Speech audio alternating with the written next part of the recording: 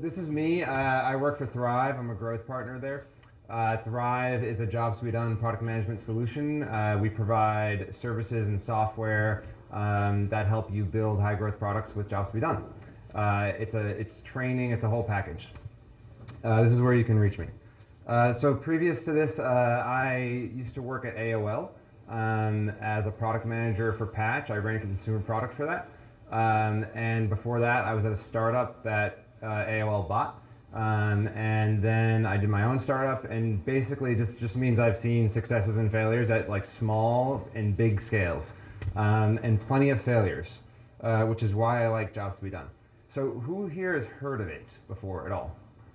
Oh, good, like more than half. Awesome. So what you'll get tonight, more than some of the high-level theory that you might have read out there, is some techniques on how to practice this on a day-to-day basis. That's what I hope to give to you. We're not really theoreticians at thrv as much as we are people who want to build products and help you do so. So I'm trying to stay very, very practical all the time. The key idea behind jobs to be done is that your customers are not buying your products, they're hiring them to get a job done. This is Clay Christensen is famous for popularizing this. He's also famous for writing Innovator's Dilemma. So everybody read that? Not read it? That was basically why do big companies fail to small companies? What do small companies do that big companies don't? What can big companies do to stave off it? And that was really about the problem.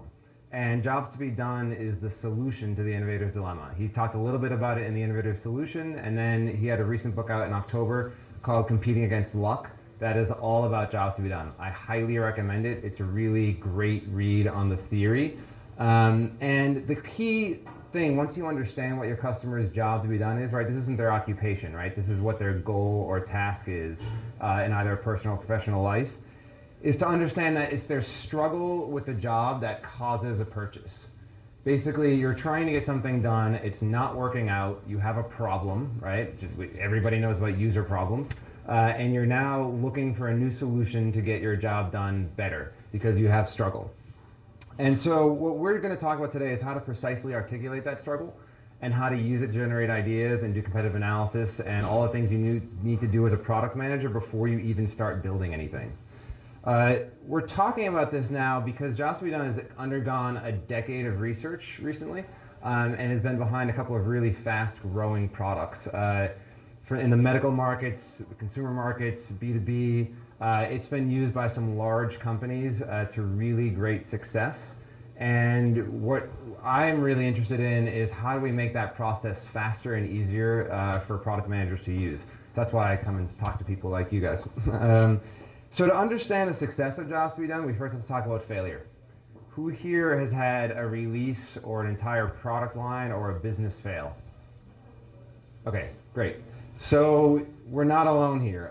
Building high growth products is really hard. Very few companies in the world achieve this, and what's even harder is to do it more than once. A lot of companies will get out of the gate growing really, really fast with some key insight, and then getting the second high growth product is super hard. And there's a lot of companies who experience this, right? This is a chart of startup results from VC-backed companies, and 63% fail to even return 1x the capital. And only 4% are the home runs we talk about, the more than 10x.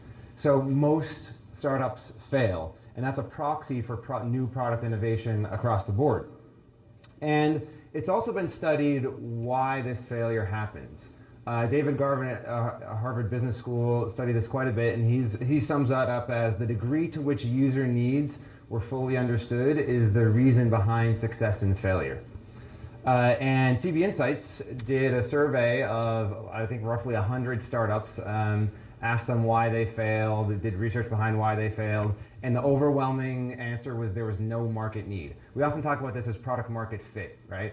If you don't achieve product market fit, you're not going to grow, you're not going to succeed. We're talking about it now, there's no market need, right? The customers don't have a need for your product. You're a solution in search of a problem is one way to look at this. So what's the goal of a product manager? Some of you are product managers out there. Some of you are in school for it, perhaps. You're at product school, maybe. What's the goal? Anybody have something to throw out? Yeah. Figure out what needs to be done and why. Excellent. Yeah, that's great. So often I hear the goal is to ship. And I totally disagree with that.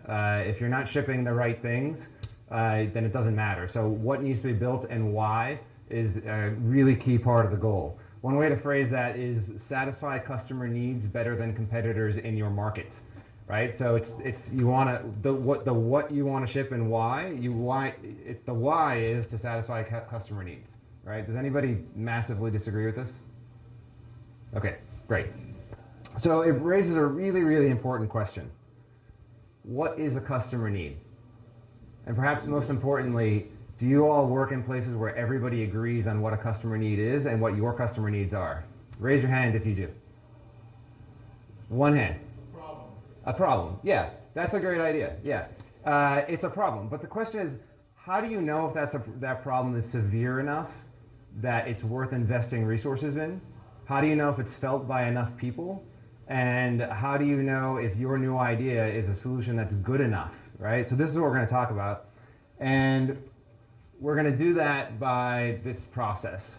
So this is a three-step process to executing jobs to be done. You identify unmet customer needs, identify competitor weaknesses, and create high-growth ideas.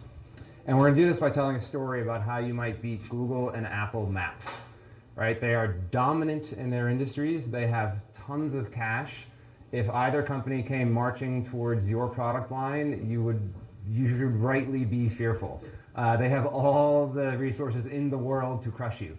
But even companies as big as this, with as dominant share in a given industry, in the maps business, for instance, Google has 81% market share, there are weaknesses that you can find and exploit using jobs to be done. So imagine you are a room full of product managers, and you are tasked with this. Either Google or Apple is entering your market, or your CEO, for whatever reason, has decided to take them on.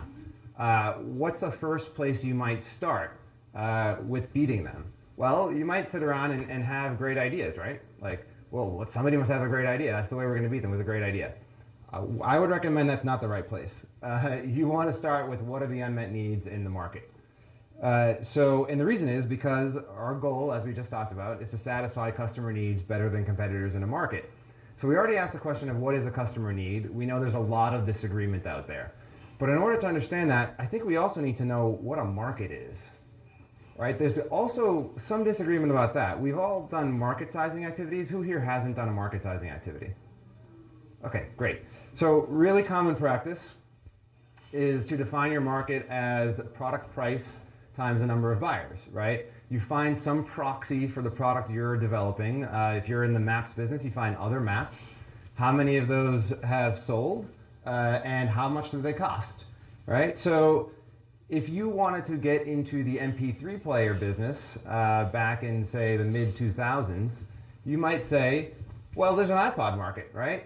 There's 200 million units sold. They're $150 a pop. That's a $30 billion market. I mean, that's a really huge market, right? If you can't get 1% of that, you're in trouble. And Microsoft might have said that, right? Microsoft said, hey, we have tons of resources. We have thousands of engineers, a giant marketing budget, a ubiquitous OS. We have everything you need to take a piece of the iPod market. So they built a product and they launched it. Did anybody ever own a Zune? No? My sister got one for free. It was really nice. It was a good product. It was a well-made product, but it failed miserably, right? As we all know. So why? Well, they entered a market that didn't exist. By the time 2007 rolled around, when they launched the Zune, the growth of the iPod was precipitously declining. And the reason is that nobody wants an iPod any more than they want an LP, a cassette, a CD, an 8-track player, all products that are now extinct. What they want is to get a job done.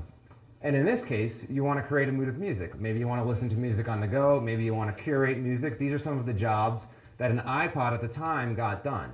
But what happens is the technology changes constantly. You started with optical drives for CDs. You had hard drives that could power an iPod in your pocket, right? Tiny hard drives. You came out with the iPhone, which disrupted the iPod. Once you had cellular and you could have music on your iPhone, you didn't need an iPod anymore. And that's why that market went away. That's right when Microsoft got involved. They were like, let's take 1% of this market that disappeared. And then now we've got streaming, right? We've got Apple Music, who's disrupting themselves, which is why we show them there. But we have Spotify dominating the market. It's an entirely new product line. And the point is, the market is not your product. The market is the job to be done. It's the goal your customers have. That's how you can size new markets. Another way to look at this is that customers don't want a quarter-inch drill, they want a quarter-inch hole. This quote is from Theodore Levitt. Back in the 1960s, he wrote a paper called Marketing Myopia. Marketing Myopia analyzed the oil industries, the movie industry, and the train industry. And he said, all of these businesses are screwed. And the reason is because they think that they are in the oil business, they are in the train business, and they are in the movie business instead of the energy business, the transportation business, and the entertainment business. And so that's an easy way to remember the key insight behind jobs to be done. You want the hole, not the drill. Another way to look at it is this applies to every market, right? So in B2B, CIOs don't want blockchain, they want to enable secure data use. That technology is going to change over time. They used to use WEP, they use public keys, and the technology changes, the job does not. Surgeons don't want stents, they want to restore artery blood flow. And of course, in the market we're talking about right now, drivers don't want maps, they want to reach a destination on time. That's what drivers hire a map to do. It's not so that they can have a map to stare at, it's so that they can get to where they're going in a timely manner and get to their destination on time. Your customers don't want your product, they want to get a job done. So that raises another important question. Who is the customer? Well, in jobs to be done, we consider them to be the job executors. They are the people in their personal or professional lives that have jobs they need to execute. And one person can take many different job executor roles. So at home, you might be a homeowner if you're trying to buy a new house. You might be a parent if you're trying to instill behavior in a child. You might be a patient if you're trying to restore your own artery blood flow or optimize your own health with diabetes or something. And in your professional life, you've got product managers, marketers, salespeople, surgeons. You know, one year I might be a salesperson, the next year I might be a product manager. So it's not my persona, it's not my demographics, it's not my psychology that matters in terms of who I am as a customer, it's what I'm trying to do and who I am while I'm trying to do that, right? So if I'm a product manager, I'm trying to develop a product. When I go home, I might be a husband. It's not about the persona is a key idea, and we can talk more about that later. But at the end of the day, you're trying to define your market from your customer's point of view, not a product point of view. One way to think about this is defining your market by a product point of view is like looking in the rearview mirror. You're looking to see what happened in the past to predict what's going to happen in the future, which is very difficult to do. But if you can understand the current technologies and you can understand what customers are trying to do, then you have a stable target to define the market. And you can understand the size of it regardless of the fluctuations of how products are sold. Let's talk more about this. So is the market worth targeting, right? So you have a bunch of product managers. They're trying to satisfy customer needs, right? That's a job executor and a job to be done. Are there enough of them? Is the market size big enough that you should invest in building a new solution for them? Well, how do you answer that question? Well, we look at willingness to pay to get the job done. So that's how we size a market. Basically, we run a survey where we ask people, how much are you willing to pay to get this job done, right? How much are you willing, and this is very different from how much you're willing to pay for a product, right? So we don't say, hey, do you like this iPod? How much are you willing to pay for an iPod? We say, how much are you willing to pay to curate music? Now, in the music market, it's kind of interesting because that's plummeted to basically free, except for in some certain cases.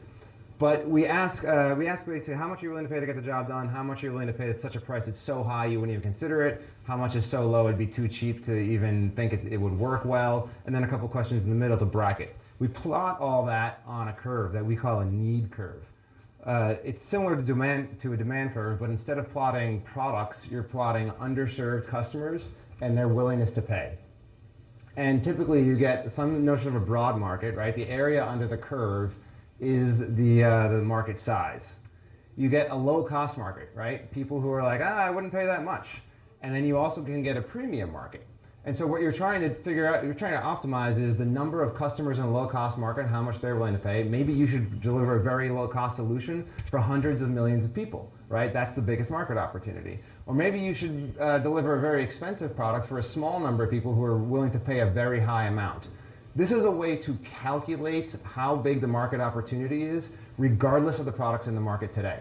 So if you're developing something new that nobody's ever seen before on a new technology, instead of digging into the past looking for a similar product and how that's sold, you can look into the future and say, how much are people willing to pay for this new thing I'm developing? Here's what real data looks like. It's a lot of dots on a curve, and this is an example showing a really, oh yeah, question? How do you look into the future? How do you look into the future? Because the key is that customers always want to get the job done from now to the end of time. There are risks to certain jobs that we can talk about in detail. It's sort of a little bit advanced, like sell a used car is a job to be done. You wake up in the mornings during a certain period of your life and you need to sell that used car. You've got it on your hands, you got to get rid of it. If self-driving cars take off and ride sharing is ubiquitous, then people may not own cars anymore. They might not have to sell a used car.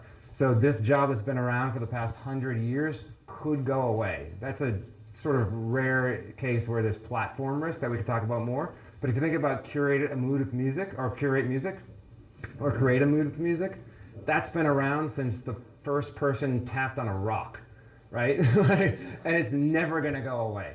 And there's been a lot of different solutions, right? Like way back in history, only the king could curate music, right? Because he'd have to hire a band and force them to play for him, and he'd choose the songs, right?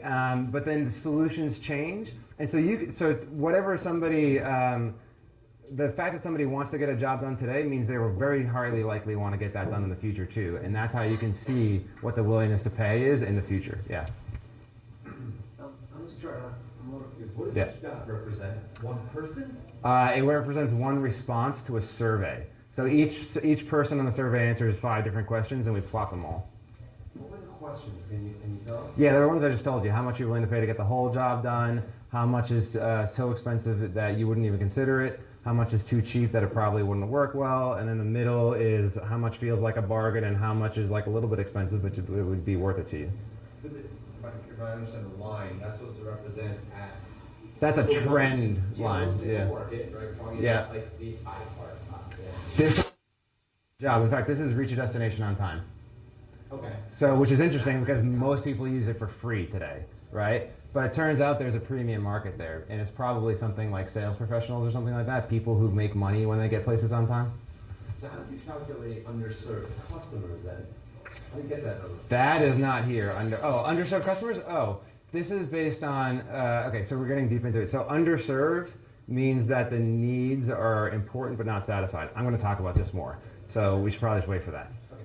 Yeah. Really quick, in terms of within that survey, you don't have to go completely into the methodology, but I mean, are you framing it as that specific job, or are you kind of teasing it out? Like, if you were asking me, how much would I pay to curate music, I'd be like, what the hell are you talking about? Yeah. So the survey, we tease it out in 2 ways. We do ask about that specific job, but it's also teased out. It has job steps and needs, and so you see everything that goes into getting that job done. And then at the end, you answer willingness to pay, and you're like, oh, to get all that done really well, I'm willing to pay. Oh, okay, got it. Yeah, so you'll see job steps and needs in a second. So I should probably just keep going. Okay, so this is how we define a market.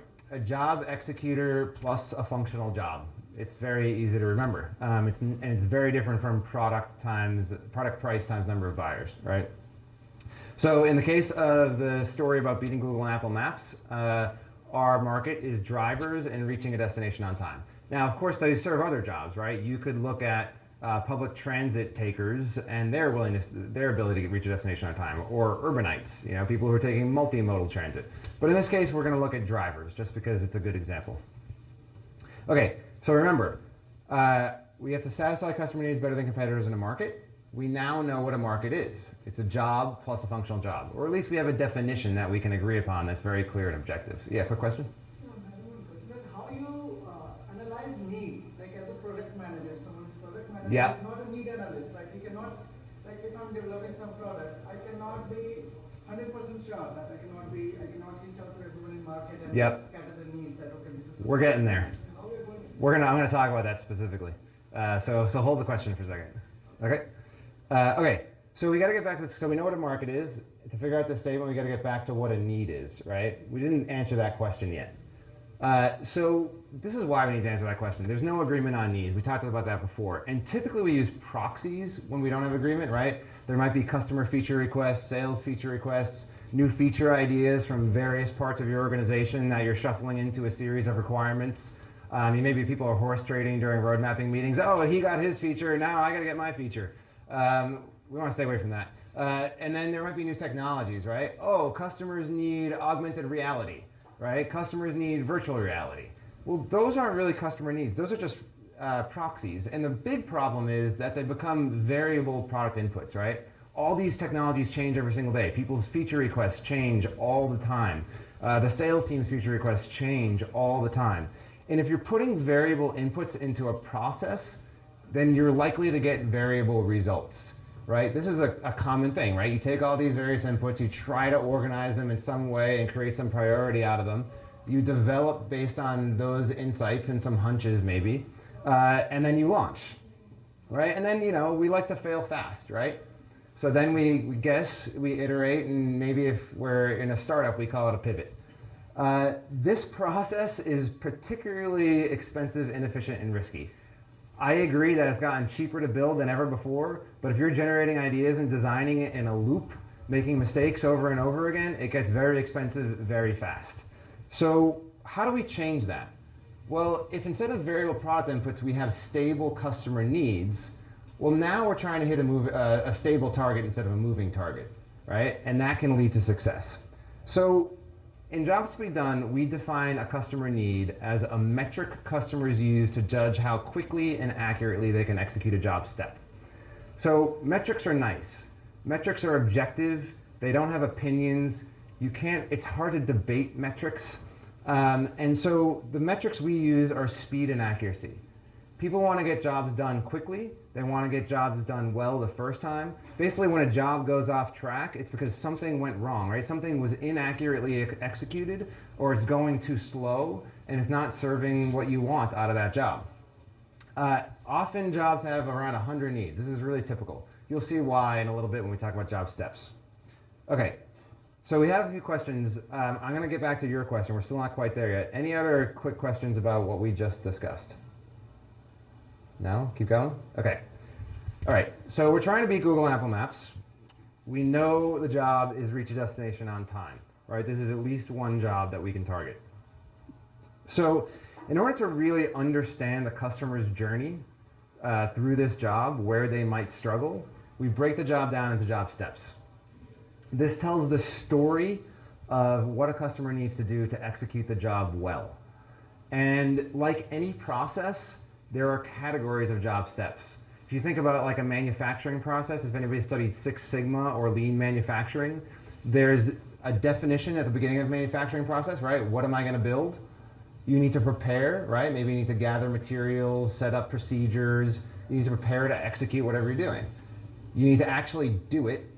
And then while you're doing it, you're monitoring it, right? Is this going well? In the case of reach a destination on time, I'm driving in my car. Am I going to get there? Am I hitting traffic? Am I getting delayed?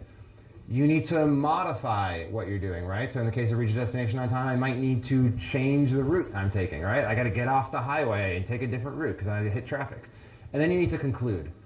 This is just a storytelling exercise, right? So this is why it's got like a nice beginning and end. And also the Jobs to be Done has its roots in Six Sigma manufacturing methodology applied to the customer side, right? So instead of just optimizing your supply chain, we're now looking at what does the customer need to do? How can we optimize their experience using the same theory? So in the case of reach a destination on time, here are 6 steps that match these categories, right? At the beginning, I need to define what I'm going to do, right? So I need to estimate the departure time. Then I need to prepare. I need to figure out what my route is when I'm going to actually travel. Then I need to actually get in the car and drive there. That's the execution step. While I'm driving, I need to assess if my destination will be reached on time. That's me monitoring the job while I'm executing it. If it's not going to be reached on time, I need to reset the route.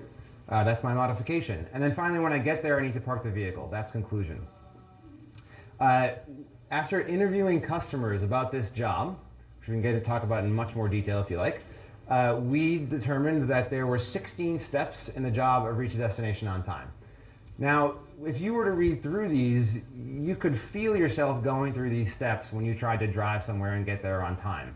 It involves planning your stops along the way, if you need to run any errands, get gas. They're just things we have to do. And what's surprising often is that a job as simple as get there on time has a lot going on in it, right? And that's a good thing, because that means there's a lot of moments for struggle, and there's a lot of problems that customers can have. And when there are problems, there's joy for product managers, because that means we can create a new solution that will get them to switch to our product, right? It's that struggle that's a purchase trigger or a switch trigger. So the way we look at it is it's a nested process. You've got jobs, you've got steps within the job to tell the story of how you get the job done, and then you've got needs. And so more specifically, we can say a need is a measure of speed and accuracy of executing a job step. So while I am resetting my route, how fast is this going? What needs to go faster? What needs to be more accurate? So let's look at an example. Imagine I am planning the stops in the job of reach a destination on time. This is a day, right? I've got some things to do. I've got a meeting I need to be at a certain time. That meeting has a certain period of time. I've got some errands I need to run. I might want to go to the gym. It's got an undefined period of time. If I've got a day like this, it's very busy, and I've got a lot of things to do, a lot of places to go, it might be very difficult, frustrating, or time-consuming to plan my stops.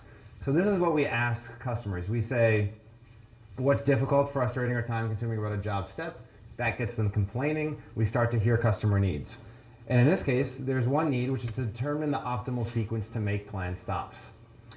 And then we can change that into a metric, because we know that speed and accuracy are the things that you want to do in the job. And in this case, you want to plan the stops faster. So you want to reduce the time it takes to determine the optimal sequence to make planned stops. Now, this language is pretty technical. Why? There's no customer said, I want to determine the optimal sequence.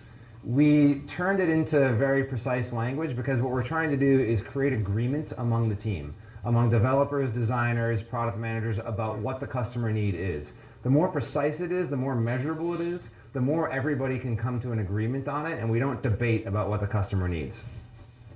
So the other key thing about this, so the structure is every customer need has a direction, a metric, and a goal. You want to reduce how much time it takes, which is the metric, to do something, right? In this case, determine the optimal sequence. And the most important thing here is that this customer need has no solutions in it, right? So remember we talked about how products change, but jobs don't. Technology is changing every day, and so your market's changing all the time if you're defining your market based on products. This has no product in it. The job has no product in it, right? Reach a destination on time. You need to do that whether you have Maps applications or not. So this does not say reduce the time it takes to input addresses into Google Maps and figure out what order I should do things on a Maps app, or drag a route from one place to another. Why? Because map apps are going to go away at some point in time. It might take a while. It's a good technology. It's a good product. It might take 10 years. But you can bet that they're going to go away. So when you're defining your customer needs, what they need to do, you want to define it in terms of something that's not going to go away. So you have a stable target to hit over a long period of time, and then you can analyze new technologies to figure out if they're going to get this done. You know, one way to think about it is Twitter has a lot of applications built on it, right? Third-party applications. And a lot of them help you get more followers, right? Twitter is now, you know, they've been in peril, right? Their stock has been going up and down for a while. There have been acquisition rumors, like if Salesforce had bought Twitter and you had built something to help people get more Twitter followers, they might shut you down any day. In fact, many people got shut down on Twitter when they shut down their API. So when you're including another product in your customer needs, you are making your entire business dependent, your sole solution dependent on something that you do not control, which is really, really hard. And you have a short shelf life. So why do people want to get followers on Twitter? Well, maybe they want to share ideas with a like-minded community, right? They want to make friends, right? That could be their job. Or maybe they're trying to acquire customers for their small business, right? Build their brand and acquire customers. Acquire customers is a job that's not going to go away. That's going to be there whether Twitter exists or not. So you might start with getting more followers on Twitter as a good solution for acquiring customers, but you need to know that the real point of what you're doing is helping them acquire customers, and you need to be ready to adopt new technologies to that end whenever they come up. Because if you don't, somebody else will, and then you'll be dead. So this is how you do it. Know solutions in your customer needs. Okay.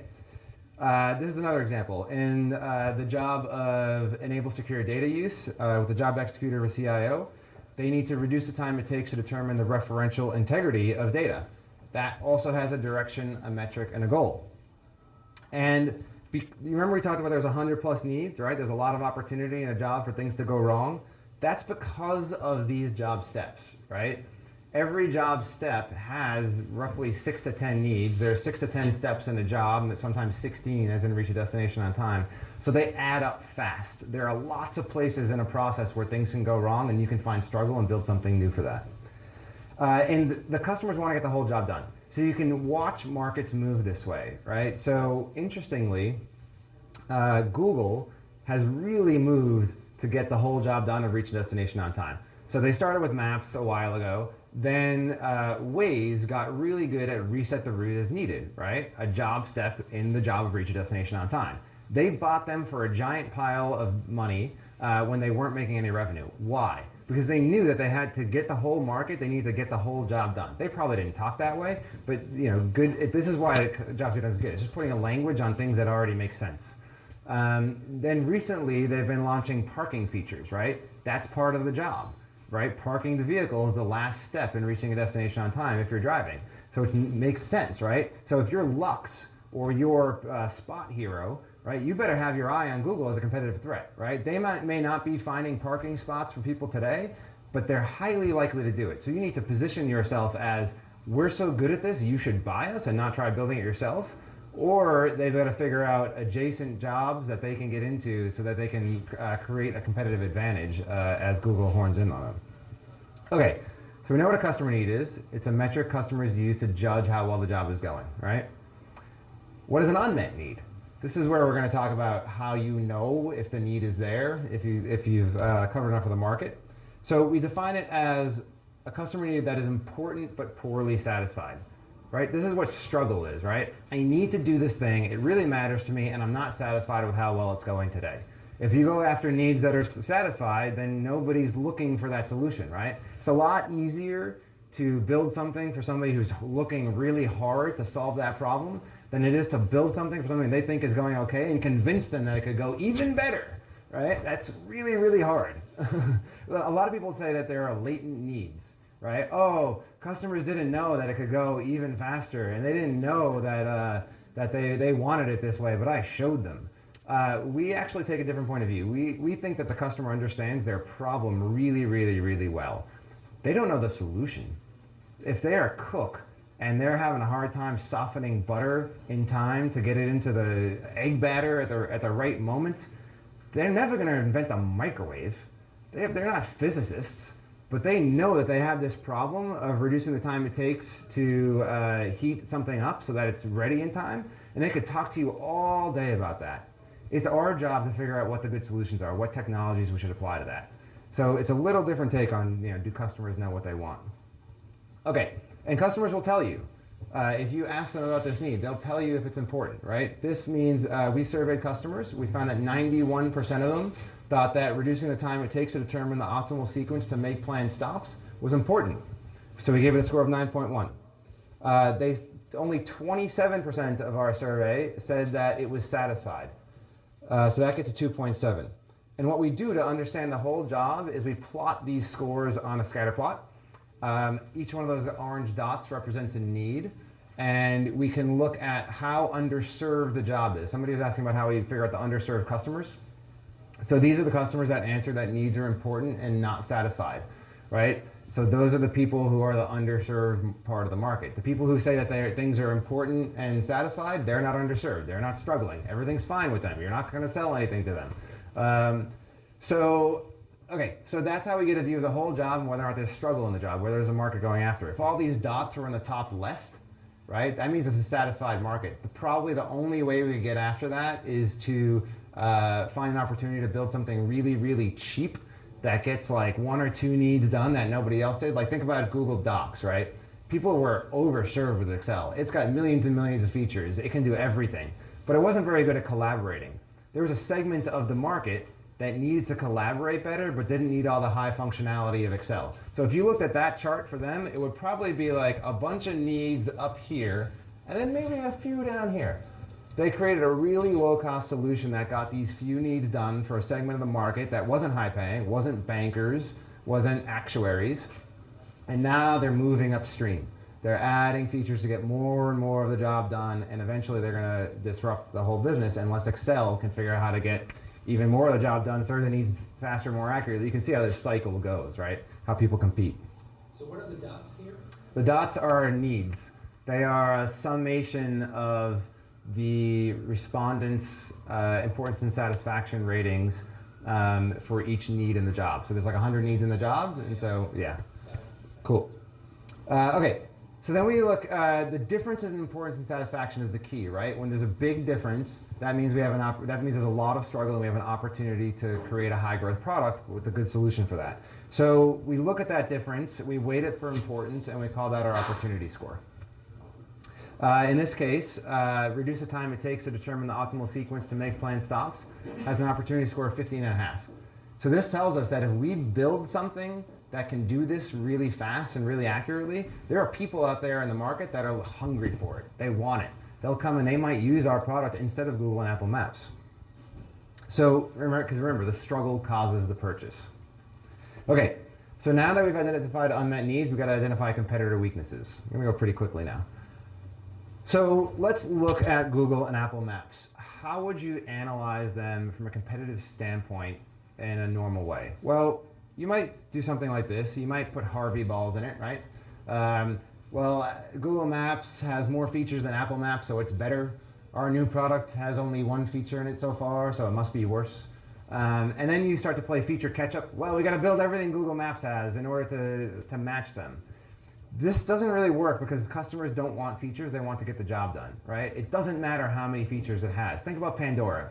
When it first launched, when it finally figured out all its algorithms after 10 years of struggle, and it launched, it added 90,000 users a day, and it had 1 feature, enter a song and push play. That was all it did. But it got the job done, it met the need, reduced the time it takes to find a song that meets the mood, really, really fast. And pretty accurately, not totally accurately, right? That was their weakness. That was where Spotify began to come in, because the playlist would end up really consistent, right? You could call that reduce the likelihood that the playlist is monotonous because the songs are too consistent. Spotify capitalized on that. Songs that capitalized on that started to eat away at that market. In any case, they don't want features, right? One button might do the trick. Okay, so we call a weakness not a lack of features, but satisfying a need slowly or inaccurately. Once we've defined our customer needs, we can now go and look at the competitive products and see, do they satisfy the need quickly and accurately or slowly and inaccurately? So in this case, we've got reduce the time it takes to determine the optimal sequence to make planned stops. How would you do this with Google and Apple Maps today? Well, you would probably have to manually make a list in your head or on your own calendar of all the stops you needed to make. You'd have to enter in the place name. They're good at finding addresses, right? See how long it takes to get to that first place. Then you got to enter that first place as the origination point, then enter a new destination point. Figure out how long it takes to there. Then you got to keep going, right? We had like 5 or 7 stops to that at least. You got to do all those, and then you got to reorder them and remember what the calculations were, right? Like that's very hard to do. It's very manual, very slow. It's going to take at least minutes. It might take hours. You probably won't even try to do it with Google and Apple Maps, right? It's just too hard. That's classic non-consumption, right? There is no product that meets the need, so people stop trying to do it. People stop trying to optimize their day. They show up late. They do their appointments running ragged, willy-nilly throughout the day. They're very frustrated. They're struggling, and there's no product that meets the need. So this is a weakness based on an unmet need, right? Remember we talked about Google and Apple, these behemoths with all that cash, all those resources? they're not getting this part of the job done. So we can capitalize that. This is where we can create a high growth idea. So let's brainstorm, right? That's what we want to do, I think. What's the first rule of brainstorming? Anybody? That's right. There are no bad ideas. I don't really believe this. I think there's actually an infinite supply of bad ideas. We see them every day. We see innovation failing like crazy. I think our goal is to find the best ideas that satisfy customer needs, right? So I'm not saying hold back on great ideas. I'm just saying don't throw out a bunch of bad ones that don't satisfy any customer needs. Okay, so how do we do that? We use this criteria, right? And we say, how can we reduce the time it takes to determine the optimal sequence to make planned stops faster and more accurately than Google and Apple Maps? We know it takes minutes and hours with them. That's our benchmark. So we now have to come up with an idea that reliably takes less than minutes to figure it out and is accurate most of the time. If we can do that, we know we have an idea that's better than them in the market. And now, did we build a line of code during this process to know if it was going to be better and worth investing in? Did we launch it to market and see if people would use it just to find out? No, we don't have to. If you don't have an idea that's going to do it faster than minutes or hours and it's not going to be accurate, don't bother building anything. It's not going to win, right? That's an important thing that we don't do often enough. Somebody wants to talk about it, apparently. Sorry. Okay, so let's have an idea, right? We can call it sync and optimize maybe, right? Because that's what we're trying to do. We're trying to optimize our day. That's what the need says. So we've got this day, and it's got all these things in it. We've got to put it in the right sequence.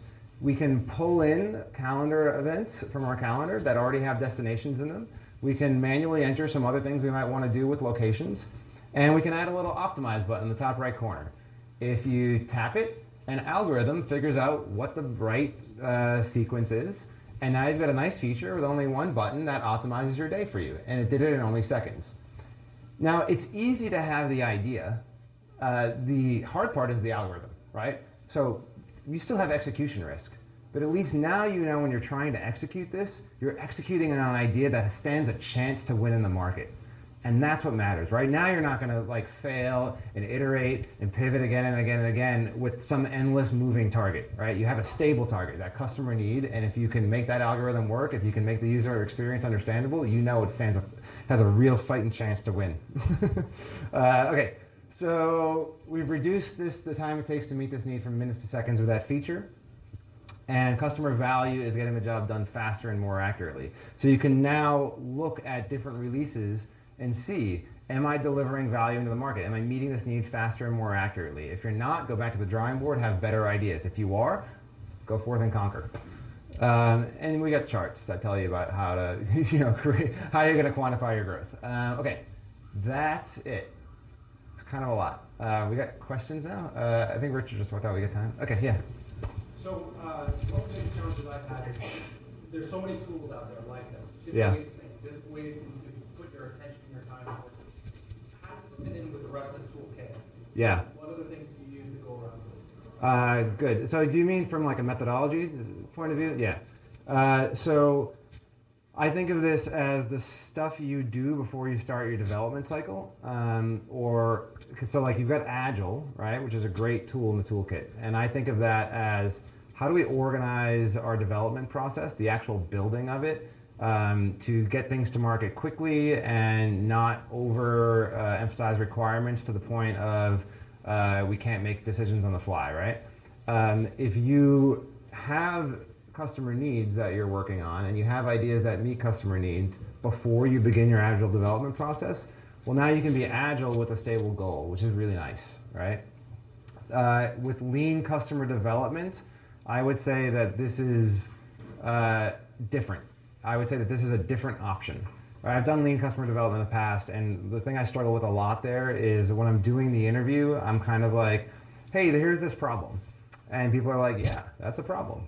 And I'm now trying to interpret their facial expressions to figure out how severe it is and know whether or not I should bother building anything against that problem. And then I go, well, how do you like this solution? And I show them the product, and they're like, sure, it's great. You're sitting right here showing me something. I'm going to tell you I like it. And then I say, well, are you willing to pay for it? And they say, yes, $9 a month. It's shocking the number of things people are willing to pay $9 a month for, no matter how stupid they are. And so I find lean customer development to be hard in that region. Like the whole idea of get out of the building, talk to your customer, I'm 100% in agreement with. For me, the framework is not strong enough to give me the answers I need to know whether or not I should invest a lot of money in it, right? So I think of this as a more of a replacement. Then you run into your agile development. Do you come back to this framework after you started working on it? Yeah, so that's a good question. So identifying the job and defining the customer needs, you basically just have to do once for that particular job, right? You might have a platform that serves many jobs, and you should study all those. But you also should pick which ones have the best market opportunity, right? And there's a criteria for that. And then the quantification, is this need unmet? The importance stays relatively the same over a pretty long period of time. Hopefully the satisfaction changes, right? Because as new products are brought into market, the satisfaction should go up. Maybe it won't. I don't know. Maybe the products aren't good. So you want to periodically look back at the quantification, but the needs become like your cornerstone for your competitive analysis, which is ongoing, right? There's always new competitors coming onto the market that you got to stay on top of to know if your ideas are better. You're always road mapping, and you can use the needs in the competitive analysis and to mitigate the risk of your roadmap and to validate feature ideas. So the process stays with you for the entire existence of the company. You can organize your entire company around it. So instead of having a product team around a product line, you can have it around a job. Like one way to think about it is today, Google might have, and I don't know this to be necessarily true, but they might have a team working on Google Docs, Google Spreadsheets, Google Drive, Gmail, all those different things. But to get various jobs done in your work life, you're using a lot of pieces of those in combination. So they could reorganize and be like, okay, here's a job that's, acquire customers. How is Google going to help you do that with this tool set? And they might be able to better advance their technologies and make them work together if they organize around the job. Right, so that's just one example of how you can use this on an ongoing basis. Yeah. Speaking to various customer needs and disagreement on that within a company, Yeah. what's the best strategy for avoiding that and trying to help people settle on one? Yeah. So the way we do that is after we do the quantification, you then have a stack rank of opportunity scores, and hopefully there's one that outranks all the others in terms of the amount of opportunity there. But you also have to balance against what are your existing assets, right? So it could be the customer need with the biggest opportunity behind it is something that is in a job step that you don't even touch. Like to get there, you would have to start from scratch building a whole new product, and it might require a big investment to do so. So you could look at, okay, what do we have assets already built towards that we can improve upon to go after a high value need, right? And that's how you can generate focus, right? So that's really the key here is you want to, it's an objective way to get everybody on board and the other thing is you can have a feature that serves multiple needs, right? You don't have to focus on one all the time. It sort of depends on what your ideas are. I kind of think of idea generation, and there's 3 techniques. There's wide angle, which is, okay, which job steps are underserved, and can I come up with a solution to satisfy an entire job step or multiple job steps in combination? Or you could zoom in and be like, okay, there's one need. How do I come up with an idea for that one need and kill it? And then there's synthesis, which is I'm in front of your refrigerator and I've built up so much intuition from studying this job about my customer that all of a sudden this brilliant idea comes to me that synthesizes multiple struggling needs across multiple job steps, and woohoo, it's party time. So it's not always about finding that one need. It's about finding focus around where the struggle is, and it could be multiple needs. Okay, just one follow-up. Yeah. Those scores you referred to, is that something you find through market research and surveying? Yep. Oh, okay. Yeah, we make estimates at first. So you can, if you have experience with the job, you can be like, okay, reducing the time it takes to determine if I should take an alternate route based on traffic conditions before Waze existed, right? We've all tried to do that. We can be like, it sucks. So you can estimate that that's important and not satisfied. And then what you do is if your feature idea is very cheap, do it. right? If it's really expensive, then you might want to go validate with market research to be sure that you're investing dollars in the right way, right? It's a lot of it's about allocating resources, right? Where do you allocate those resources and how much of them do you, and how do you mitigate your risk for that? Yes, in the back. How do you, or do you adapt this for B2B products where the end customer need is mediated by a whole other thing? Yeah, that's a great question. So yes, we do work in B2B a lot. And one of the things that happens often there, I think that you're referring to, is where you have purchase control divergence. So you have one person who says, yes, I'm willing to allocate budget to this new product that we want to, or this SaaS offering. And you have another person who's actually going to use the SaaS offering, right? So we actually think about that as two separate jobs. And I didn't talk about this, but there's functional jobs, which are the key goal or task you want to get done in life as that job executed, right? So if you're a salesperson, you want to acquire customers. Then there are consumption jobs, which are, what do I need to do to use my solution for this thing? So for instance, if I'm a salesperson, my functional job is I need to acquire customers. My solution to that might be a CRM, might be Salesforce. So what do I need to do to use Salesforce? Well, I've got to purchase it, right? That's the purchase decision job. I have to install it, right? I have to create an account, and I've got to set it up, right? I've got to like create all my configurations and my pipelines and all that. And then I have to interface with it on a day-to-day basis to use it. And then at some point I might have to uninstall it if I decide not to use it anymore, right? So those are all jobs that actually do involve solutions that you can study. And in the purchase decision case, you can study like a hospital administrator making a purchase decision for a new piece of hardware, right? Who do they have to answer to? Who do they have to gain agreement from? What are their interests, right? And so you can actually study job steps and needs in a purchase decision. And that can help you separate the concerns between what are we building to make this product work for the people who are actually using it, and what are we doing to make it easy to sell, right? So we think the key customer is the person who's actually using the product, and then there's a purchase decision maker whose needs you also have to serve in potentially different ways. Cool. So a little bit of feedback.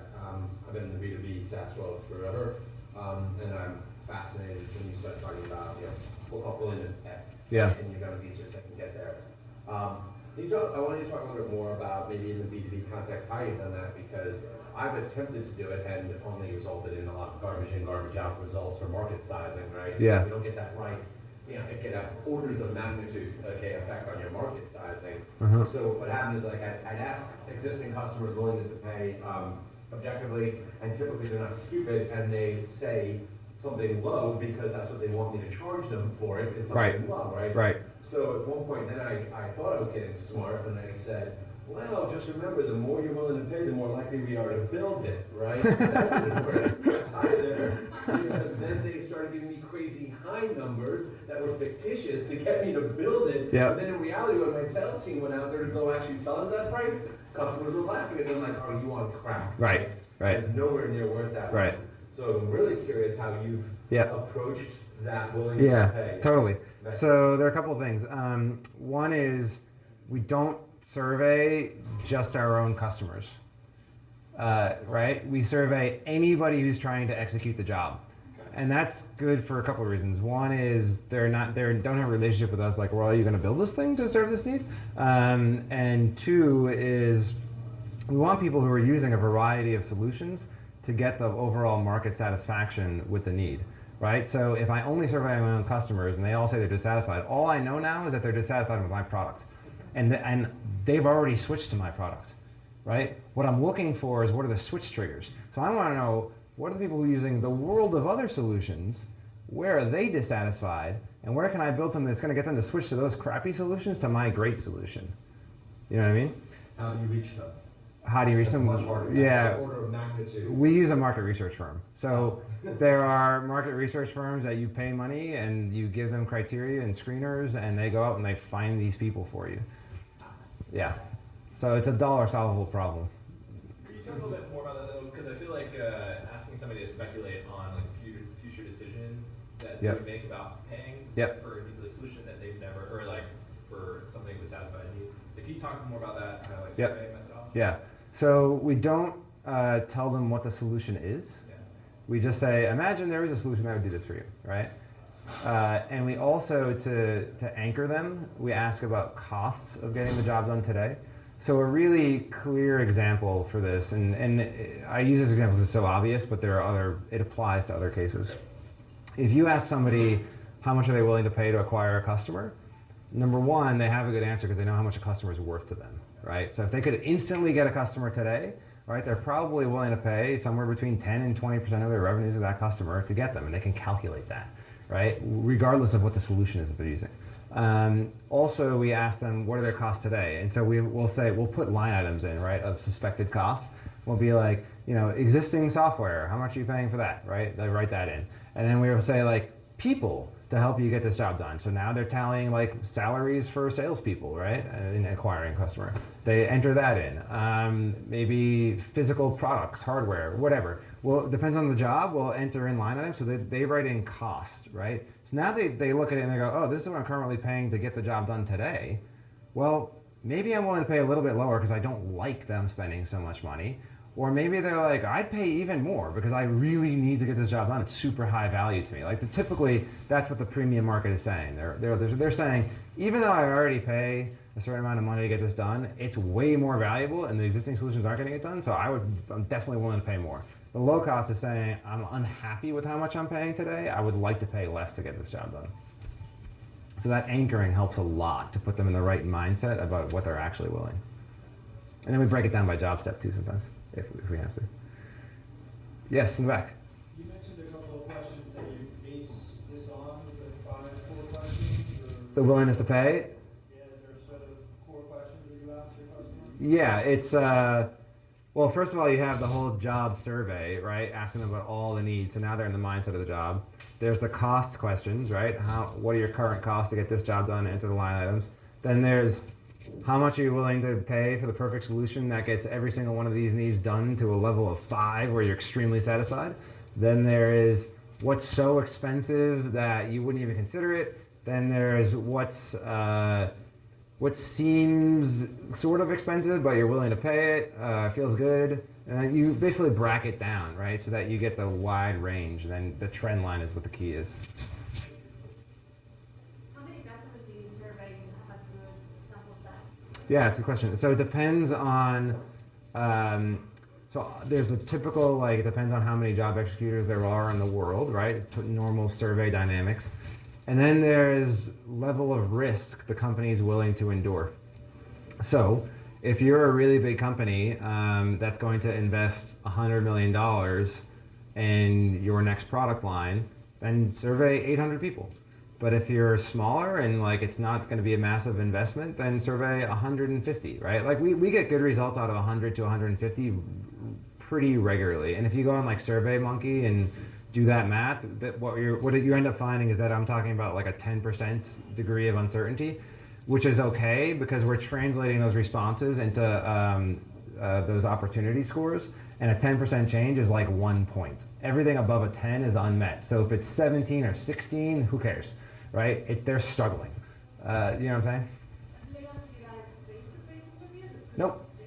No, we do qualitative interviews over the phone, and we do surveys online. We create the online survey, and there's screening questions in there to make sure they actually are familiar with executing the job. That's really key. You want people who have executed the job recently. So if it's sell a used car, they should have sold a used car like the past 6 months. If they're using today's current solutions in the market, and they can give you an accurate reading of whether or not they're satisfying. Yeah. Sorry, really hard question to answer, but I'll ask anyway.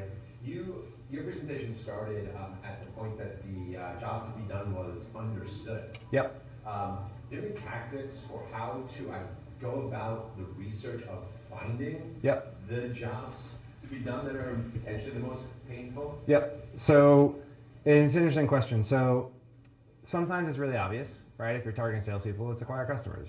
Clearly, that's what they want to do.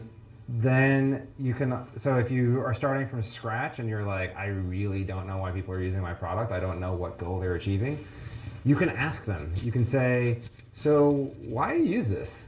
You know, what is the goal you're trying to achieve? And you can ask them that about your own product, like what are they hoping to get out of it, right? And be results oriented. And if you don't have a product in the market yet, but you know you want to target a certain type of person, right? Maybe you want to target actuaries. You can say, okay, what's your goal? What's your key goal in your job? What do you get fired for if you don't do it well? What do you get promoted for if you do it well? What do you wake up in the morning sweating about? What do you wake up in the middle of the night sweating about? So like the way our criteria for like what makes a good job is the wake up in the morning test, right? There's no solutions in it. It's got a action verb and a direct object, right? It's very clear, it's a succinct statement. The job executor derives value from it. There are a lot of job executors. If they don't derive a ton of value from it, like sell a used car where you're getting thousands of dollars, they do it frequently, right? So that it's value in a different way. It's similar in market sizing activities. Like, you measure like frequency of problem and number of people who have that problem. So that kind of criteria you use to determine, is this a good job?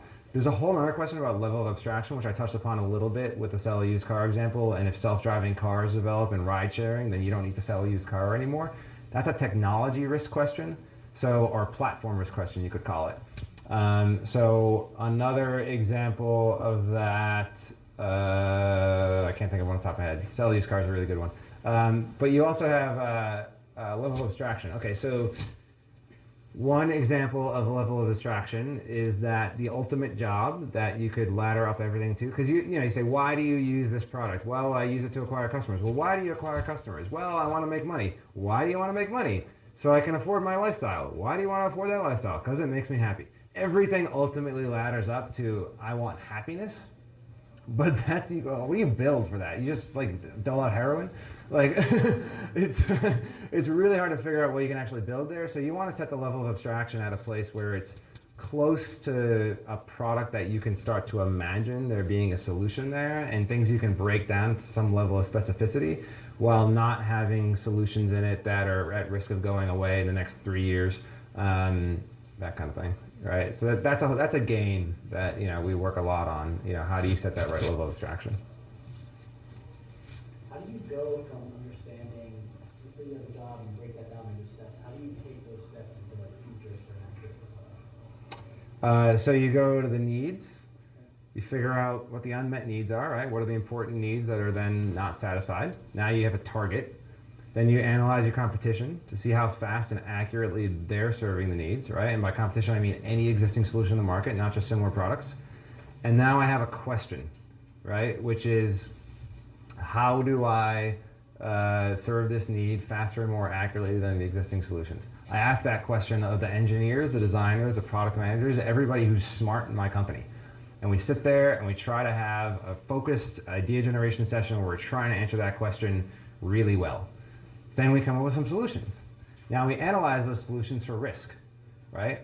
Do I have to invent something new for that solution to exist? Well, if so, that's a lot of risk. And if I'm a really big company and I have an R&D lab, I'm GE, I give it to the Global Research Center and I hope they can do it. In the meantime, I'll take one of these other ideas that we know how to execute and I'll start working on those because it has lower risk. And then the way you prioritize your roadmap is you look for the ideas that map really underserved needs that are low risk or great ideas, right? How do you articulate the jobs in such a way that you get alignment and agreement and clarity across the team? Do you guys use job stories or do you use any other models that are... Yeah, we don't use job stories. I like job stories. I think they're cool. They're nice.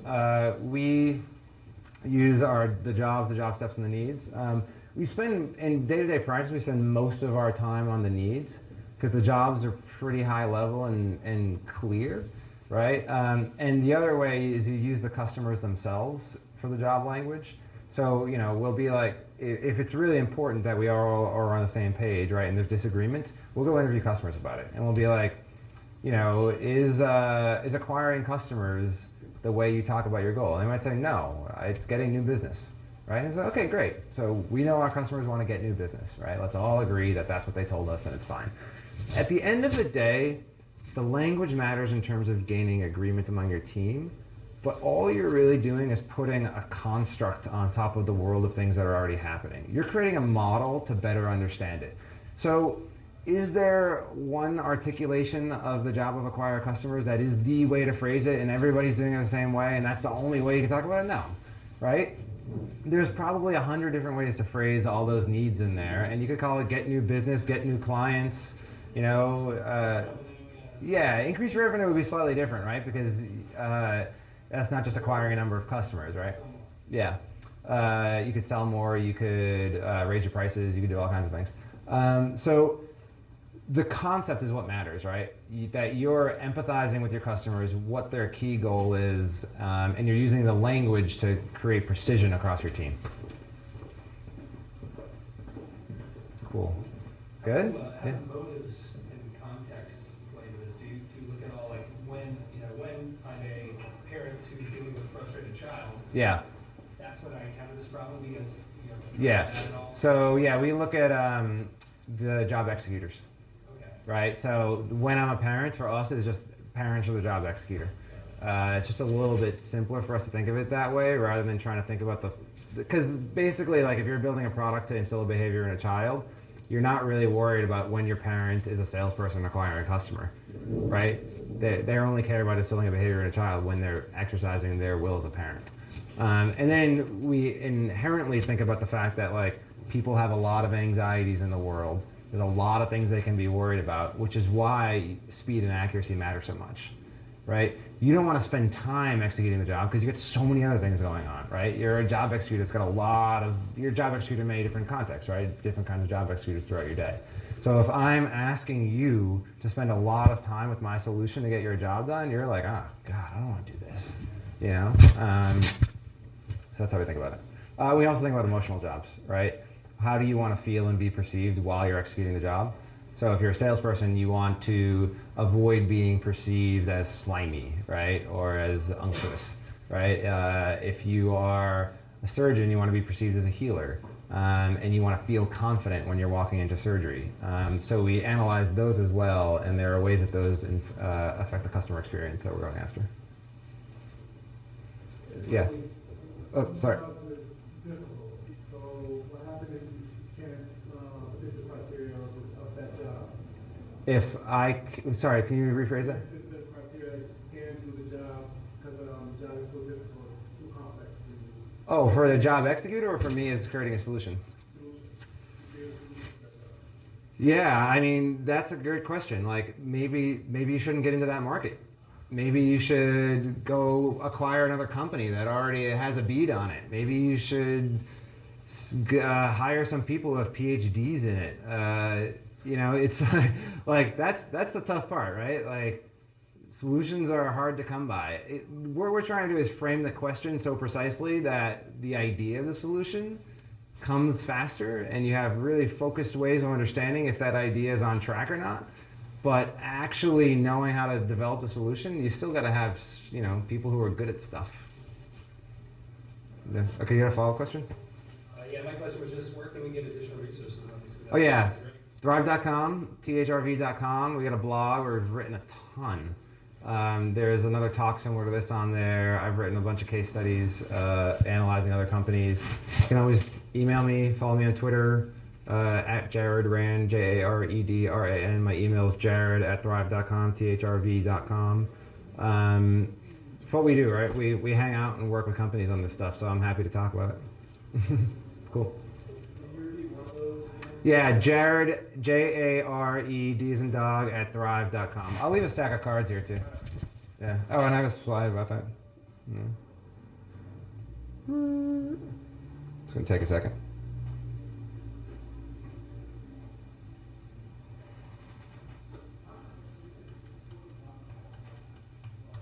There it is. Yes? When people adopt this methodology, where's the most common place they fall down or they find it hard to follow? Oh, yeah, good question. Okay, there's two places. Maybe three. One is I work in video gaming or fashion, or I'm trying to write a new screenplay. It doesn't really work in those fields, right? Like, if they're really highly emotional and not very functional and they take a lot of style into account, like luxury, like status brands, very hard to use jobs to be done in status brands, I think. Maybe somebody's going to do it someday. I haven't figured out how to do it. Number two, they spend more time on customer interviews wrangling about the precise wording about what the job is than they do actually moving forward with the rest of the process, and they get stuck there. They get precious about the articulation of the job or the job steps. You know, as much as I talk about like having that stable target and stable needs, like you don't define the job and then die, right? Like you're still a thinking human. You can always go back and refine it as necessary as you discover new things. You might discover, many people discover a job domain, right? Here's the one job we're focused on, but it turns out our customers are trying to get all these adjacent jobs done, or there's a mother job above it. And those are great. You chart those, you get to them when you can, you get a better view of your market, where your competitive threats are. But if you spend too much time being precious about language and not moving forward with the idea generation and competitive analysis, you get stuck. And then the last thing is, if the board or CEO level people are just like idea shooting people, you know, and they just don't want to hear a problem statement before they have ideas, and they constantly just like, what if we just, you know, or if they just think that everything's rosy and they're growing super fast and they don't need a methodology because everything's going great. If they have either lots of confidence because they are successful, then they probably don't need to adopt a methodology. Or if they have false confidence, then they probably won't at first. It's going to be an uphill battle to get them to adopt it. So the more you can get your whole like hierarchy on board with the fact that like you're struggling, and the reason you're struggling is that your products are not meeting customer needs. They're not being used when you release new features. They just like fall on deaf ears. Your revenue hasn't grown in a long time. You're not getting people to switch. You're just milking money out of your existing customers. All that kind of stuff are good reasons to say like, hey, we got to try something new here. So one of the things we're working on to set, because the jobs we done for our customers to satisfy customer needs, is finding faster, easier entryways into this process, so it's doesn't feel like a giant lift. Like we have to change everything, you know? It's going to take forever to do all the research. So that's our goal, right? Yeah.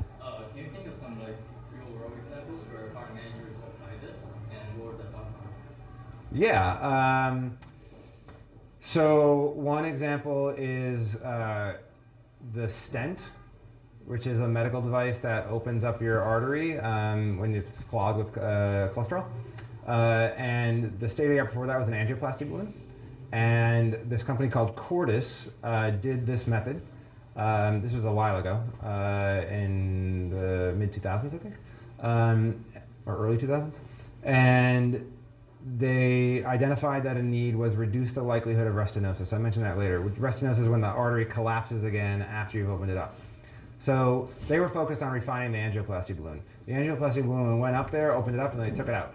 So when they realized that the biggest need was restenosis, they realized that the angioplasty balloon could never solve that problem, because you take it out and it's not around to solve the need, serve the need.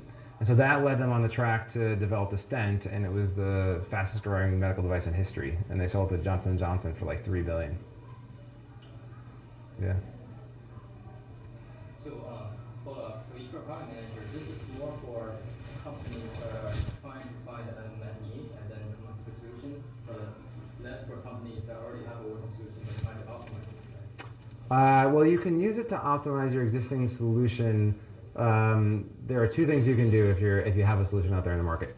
One is you can now study the consumption job to make sure that your product is really easy to install, learn how to use, interface with, all that stuff, that all that's seamless. And then you can also look at, well, am I getting the whole job done today, or am I getting just a couple of needs done? If I'm only getting a couple of needs done, well, now I need to look at what else is going on in that job to see where I can grow, right? To get more people to adopt my solution and to understand where the competitive threats might come from. Can you talk a little bit about switch triggers? You mentioned them earlier, but I think Yeah. So the way we think about that is an unmet need. If you provide a solution to an unmet need, you're creating that switch trigger, right? Because somebody's walking around going, I need to switch to something that works for this need. And you're like, here you go. And they're like, great, I'll switch to it. And the key idea there is that they're not just switching from another product to yours, they're switching from their current practice, which might be a manual solution, it might be an ad hoc solution, it might be not doing anything at all and just throwing their hands up. So it's basically when you see that unmet need, then that opportunity score is really high, that's a potential for a purchase trigger or a switch trigger. Yeah. One last question. Yeah, okay, right here, I don't think you've asked one yet. Yeah. So it seems like ideally the job suite on framework is best when you start very early, right? not writing any code and everything is kind of clearly lined out from the beginning. Yeah. You know, you're going to build a successful product. Yeah. So let's say you're on a product team where you already built a product. Yeah. And you're going to launch it into market. Yeah. So you're kind of more from this like launch and learn mindset. Mm-hmm. What advice do you give to them to start implementing jobs to be done? Yeah. A later stage of the product. No, that's a good question. So to backtrack a little bit, yes, ideally you do this before you've done anything. That's not true of like anybody who's adopted it, right? Very, very few startups have started with this from day one. Because it's like it can get expensive to do, so they don't have the money. And if they do have the money because they raise a bunch, that means they have a lot of intuition with the problem and they don't need it because they're like off to the races. So the way you start putting it in there is you find out what your team's struggling with, right? Like, is it the fact that nobody's using our features? Is it the fact that like everybody's really upset during our road mapping meetings? Is it the fact that our revenue's stagnant? What is that problem? And then you say, okay, this product line has a problem, right? Team, we got to do something. We got to get organized here. And what you see mostly is like you continue with whatever your current roadmap is. You use one, and then you study the job to get the needs and everything, and figure it out. You start having some new cheap ideas, and you're like, oh, these feel better than our existing roadmap, right? So you start doing the new cheap ideas while you validate the needs with some research, and then find opportunities for bigger investments, and then or to validate your existing roadmap. So it's validation, needs identification, new ideas that are cheap, and then research to justify bigger spend and bigger budget for bigger projects that would eventually replace your roadmap. So it's a fluid process. Yeah, I mean, I hate to just like sell and talk like this, but like call us. This is what we do.